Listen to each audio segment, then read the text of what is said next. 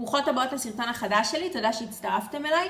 היום אני רוצה לדבר איתכם על מייקאפים. אבל לפני שניגע בכל העולם הרחב המפתה הזה, אני רוצה לקחת אתכם צעד אחד אחורה, ולמד אתכם שני דברים מאוד מאוד חשובים. אחד, זה איך אני מבדילה בין סוגי אור, ודבר שני, איך אני מבדילה בין תתי גוון. סוגי אור מתחלקים לשלוש קטגוריות. קטגוריה ראשונה זה אור שהוא מעורב, מאפיין את רוב הנשים. זה אומר שבאזור ה-T, באזור הזה של הפנים, תמיד יהיה איזשהו ברק טבעי, ובאזור הלחיים המראה יהיה מת.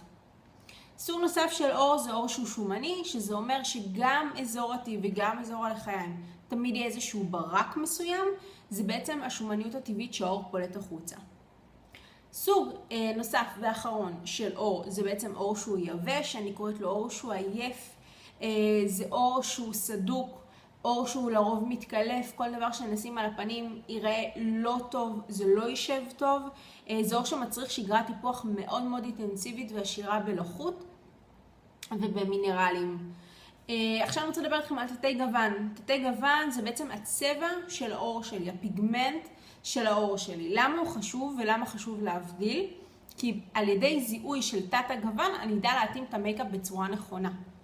אז תתי הגוון הם כאלה. יש תת גוון שהוא כתום שמאפיין את רוב הישראליות, זה מה שיש עליי, אתם יכולות לראות.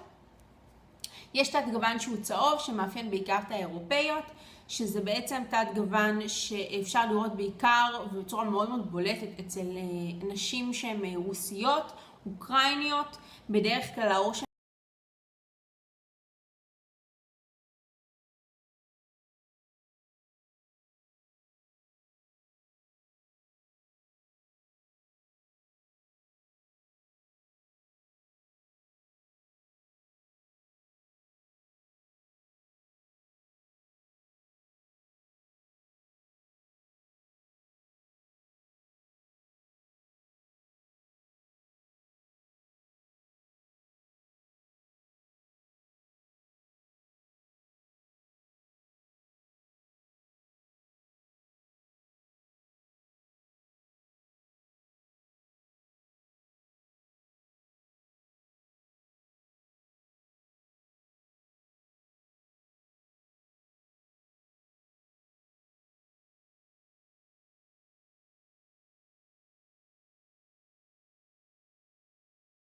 ואיך אני מזהה בצורה נכונה את המייקאפ הנכון, זה כבר יהיה בסרטון הבא.